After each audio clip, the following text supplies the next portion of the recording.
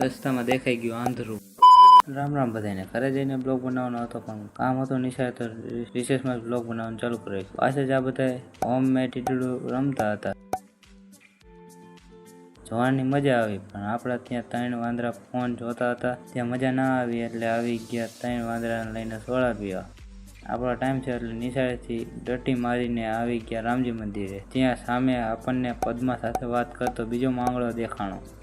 પછી ત્યાંથી આવી ગયા ભાઈબંધના ઘરે ગીત વગાડવા. ત્યાં તો જયદીપભાઈ ગાયબ થઈને વયા ગયા નીચે ગીત લખવા.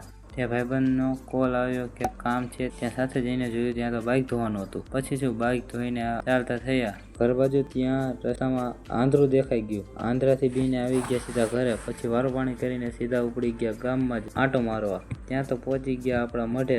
પછી આપણને આપણા મિત્રો પણ ભેગા થઈ ગયા. એમને તો બ્લોગમાં લેવા જ પડે. ત્યાંથી આવ્યા હોટલે. કોઈ હતું નહીં તો આવી ગયા સીધા ઘરે.